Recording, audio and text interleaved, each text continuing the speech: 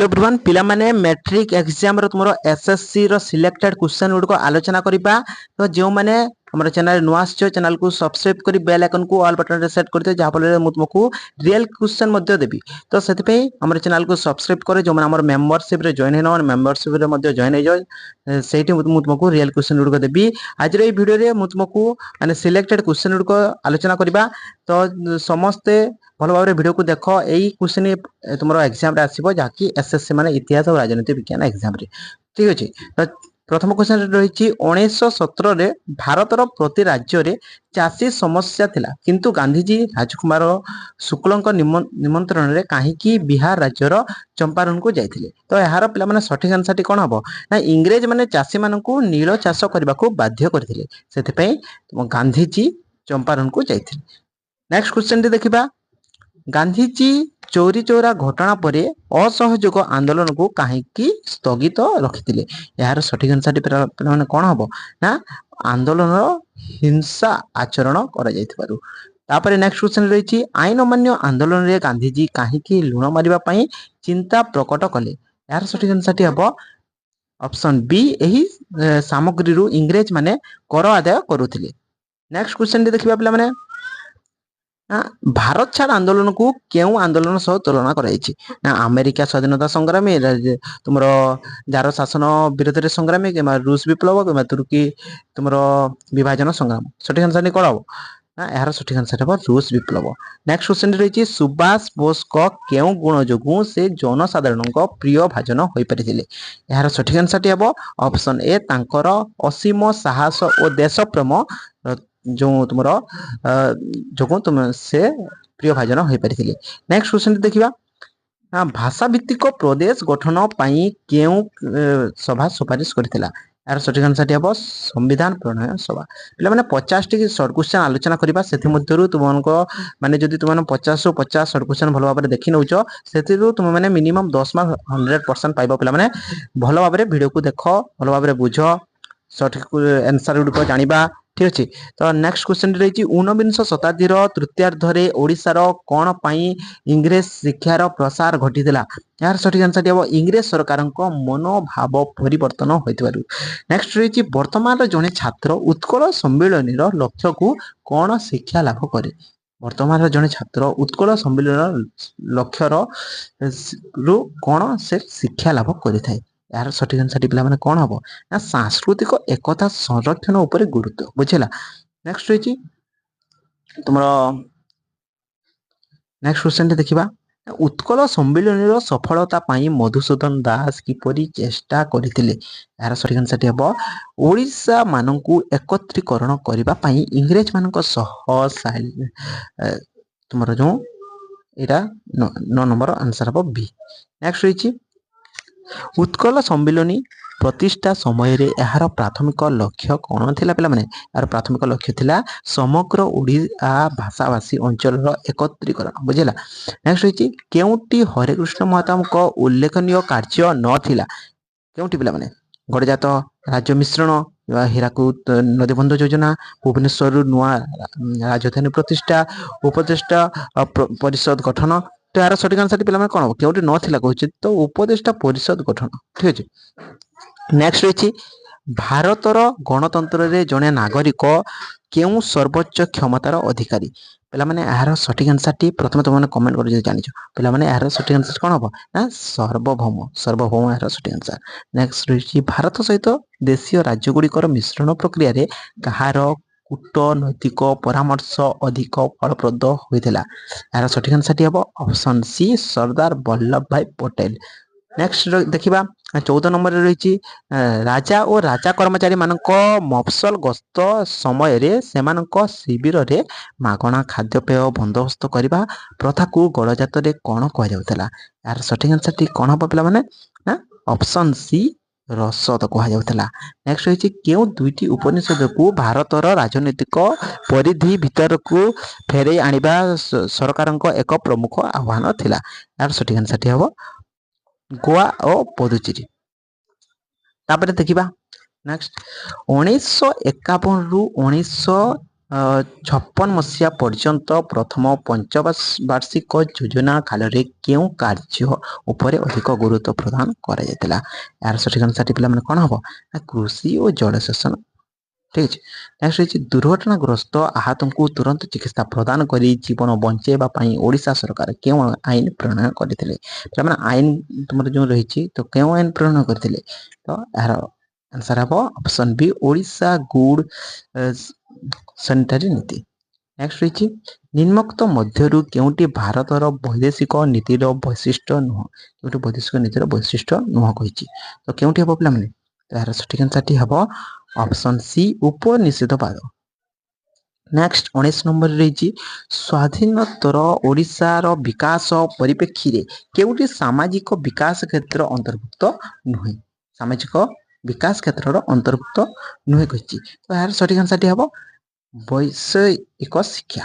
Next ରହିଛି 20 ନମ୍ବରରେ ରହିଛି ସର୍ବଶିକ୍ଷା ଅଭିଯାନ SSA ଯୋଜନା ମାଧ୍ୟମରେ ସରକାରଙ୍କ ଦ୍ୱାରା କେଉଁ କାର୍ଯ୍ୟକୁ ଗୁରୁତ୍ୱ ପ୍ରଦାନ କରାଯାଇଛି?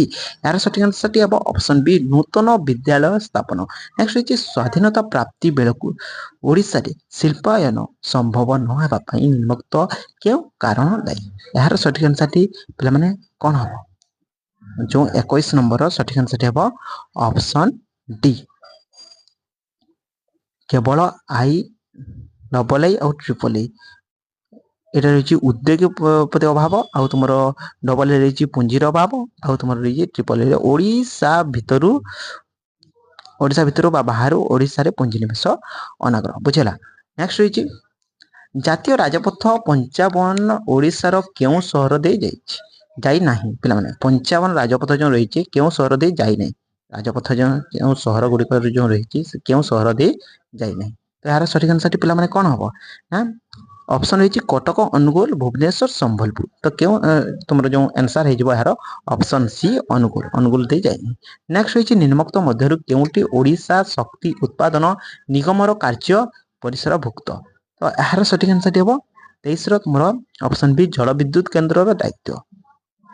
ନେକ୍ସଟ କ୍ୱେଶ୍ଚନ ଦେଖିବା ପିଲାମାନେ ଭଲ ଭାବରେ ବୁଝ କ୍ୱେଶ୍ଚନ ଗୁଡ଼ିକ କ'ଣ ରହିଛି। ଏକ୍ସାମରେ ସବୁବେଳେ ଏମିତି କ୍ୱେଶ୍ଚନ ଆସିବ ଆଉ ରିଏଲ କ୍ୱେଶ୍ଚନ ମଧ୍ୟ ପ୍ରୋଭାଇଡ଼ କରିବା ମାନେ ଦେବି ତୁମକୁ କମେଣ୍ଟ ରେସ୍ପେକ୍ଟ ଜଣାଇବ ଯେଉଁମାନଙ୍କୁ ମାନେ ଆହୁରି ମଧ୍ୟ ସିଲେକ୍ଟେଡ଼ ଆଉ ରିଏଲ କ୍ୱେଶ୍ଚନ ଦରକାର। ତ ନେକ୍ସଟ ରହିଛି ସମୟାନୁସାରେ ନିମ୍ନୋକ୍ତ ଘଟଣାବଳୀକୁ ମଧ୍ୟରୁ କେଉଁ ଘଟଣାଟି ଠିକ୍ ନୁହେଁ? ଠିକ୍ ଅଛି, କେଉଁଟା ଠିକ୍ ନୁହେଁ? ତ ଏହାର ସଠିକ୍ ଆନ୍ସରଟି ପିଲାମାନେ କ'ଣ ହେବ? ଅପସନ୍ ସି 1812 ରୁଷିଆ ଫ୍ରାନ୍ସ ଯୁଦ୍ଧ। ଠିକ୍ ଅଛି। ନେକ୍ସଟ ରହିଛି ସମ୍ପୃକ୍ତ ଠିକ୍ ଯୋଡ଼ିକୁ ବାଛି ଲେଖ। ତ ଏହାର ସଠିକ୍ ଆନ୍ସରଟି କ'ଣ ହେବ ପିଲାମାନେ? 25 ନମ୍ବରର ତୁମର ମିଆଁମାର ଆଉ ୟାଗନ। ପିଲାମାନେ ତାପରେ ଭୂଗୋଳ ଓ ଅର୍ଥନୀତିର କ୍ୱେଶ୍ଚନ ଗୁଡ଼ିକୁ ଆଲୋଚନା କରିବା। 26 ନମ୍ବରରେ ରହିଛି କେଉଁଟି ପୁନରୁଦ୍ଧାର ଅଯୋଗ୍ୟ ସମ୍ବଳ? ଏହାର ସଠିକ୍ ଆନ୍ସରଟି କ'ଣ ହେବ? 26 ନମ୍ବର ସଠିକ୍ ଆନ୍ସର କୋଇଲା। ନେକ୍ସଟ ରହିଛି ଅରଣ୍ୟ କ୍ଷୟର ମୁଖ୍ୟ କାରଣ ଗୁଡ଼ିକ ନିମ୍ନୋକ୍ତ ମଧ୍ୟରୁ କେଉଁଟି ଅଟେ? ଅରଣ୍ୟ କ୍ଷୟର ମୁଖ୍ୟ କାରଣ ଗୁଡ଼ିକ ନିମ୍ନୋକ୍ତ ମଧ୍ୟରୁ କେଉଁଟି ଅଟେ? ନଗରୀକରଣ। ନେକ୍ସଟ ରହିଛି କୃଷ୍ଣ ମୃତ୍ତିକା କେଉଁ ଶିଳାରୁ ସୃଷ୍ଟି ହୋଇଥାଏ? 28 ନମ୍ବର ସଠିକ୍ ଆନ୍ସରଟି ହେବ ବାସାଲ୍ଟ ଶିଳା। ବୁଝିଲା। ତାପରେ ନେକ୍ସଟ ଦେଖିବା 29 ନମ୍ବର 2019 ଅରଣ୍ୟ ଅବସ୍ଥାର ବିବରଣୀ ଅନୁଯାୟୀ ଅରଣ୍ୟର ଆୟତନ 2017 ପରେ ପ୍ରାୟ 3976 ବର୍ଗ କିମି ବୃଦ୍ଧି ପାଇଛି। ଏହା କେଉଁ ବନୀକରଣ ଯୋଗୁଁ ସମ୍ଭବ ହୋଇପାରିଛି? ଏହାର ଯେଉଁ ସଠିକ୍ ଆନ୍ସରଟି ହେବ ପୁନଃ ବନୀକରଣ। ନେକ୍ସଟ ରହିଛି ଓଡ଼ିଶାର କୋରାପୁଟ ଜିଲ୍ଲାର 100 ହେକ୍ଟର ଅରଣ୍ୟ ସରକାରଙ୍କ ତତ୍ତ୍ୱାବଧାନରେ ରହିଛି, ତଥାପି ସେଠାରେ ଜନଜାତିମାନଙ୍କୁ ଉକ୍ତ ଜଙ୍ଗଲଠାରୁ କାଷ୍ଠ ସଂଗ୍ରହ ଓ ପଶୁଚାରଣ ପାଇଁ ଅନୁମତି ଥାଏ। ଏହା କେଉଁ ପ୍ରକାର ଅରଣ୍ୟର ଅନ୍ତର୍ଭୁକ୍ତ ଅଟେ? 30 ନମ୍ବରର ସଠିକ୍ ଆନ୍ସରଟି ହେବ ସୁରକ୍ଷିତ ଅରଣ୍ୟ। ନେକ୍ସଟ ରହିଛି ବିଗତ ଦିନମାନଙ୍କରେ ଓଡ଼ିଶାରେ ଆଲୁଅ ଚାହିଦା ଉତ୍ପାଦନ ଅପେକ୍ଷା ଯଥେଷ୍ଟ ବୃଦ୍ଧି ପାଇଥିବାରୁ ବ୍ୟବସାୟୀମାନେ ଅଧିକ ଲାଭ ପାଇଁ ଦରଦାମ ବୃଦ୍ଧି କରିଛନ୍ତି। ଏହା କେଉଁ ପ୍ରକାର ମୁଦ୍ରାସ୍ଫୀତିର ଉଦାହରଣ ଅଟେ? 31 ନମ୍ବର ସଠିକ୍ ଆନ୍ସରଟି ହେବ ଚାହିଦା ଆକର୍ଷଣୀୟ ମୁଦ୍ରାସ୍ଫୀତି। ନେକ୍ସଟ ରହିଛି ନିମ୍ନୋକ୍ତ କେଉଁ ଖଣିଜ ପଦାର୍ଥର ସୃଷ୍ଟି ପ୍ରଣାଳୀ ଅନ୍ୟ ଗୁଡ଼ିକ ଠାରୁ ଭିନ୍ନ ଅଟେ? ଏହାର ସଠିକ୍ ଆନ୍ସରଟି ହେବ ବକ୍ସାଇଟ୍। ନେକ୍ସଟ ରହିଛି ହୀରାକୁଦ ନଦୀବନ୍ଧ ସହ ମହାନଦୀ ଯେଉଁ ସମ୍ପର୍କ ରହିଛି ନାଗାର୍ଜୁନ ସାଗର ଯୋଜନା ସହ କେଉଁ ନଦୀର ସେହି ସମ୍ପର୍କ ରହିଛି। 32 ନମ୍ବରର ସଠିକ ଆନ୍ସର ହେବ ପିଲାମାନେ ତୁଙ୍ଗଭଦ୍ରା। ବୁଝିଲା। ନେକ୍ସଟ ରହିଛି 34 ନମ୍ବରରେ ଲୌହ ଇସ୍ପାତ କାରଖାନାରେ ବକ୍ସାଇଟରେ ଲୁହାପଥର ଗଲନ ପାଇଁ କେଉଁ ପ୍ରକାର କୋଇଲା ବ୍ୟବହାର କରାଯାଇଥାଏ। କେଉଁ ପ୍ରକାର କୋଇଲା ପିଲାମାନେ ତୁମର ହୋଇଯିବ ବିଟୁମିନସ୍। ନେକ୍ସଟ ରହିଛି ଠିକ ଉତ୍ତରକୁ ବାଛି ଶୂନ୍ୟସ୍ଥାନ ପୂରଣ କର। ଇଲେକ୍ଟ୍ରୋନିକ ଶିଳ୍ପ ଅଭ୍ର ସିମେଣ୍ଟ ଶିଳ୍ପ କ'ଣ ହବ ପିଲାମାନେ?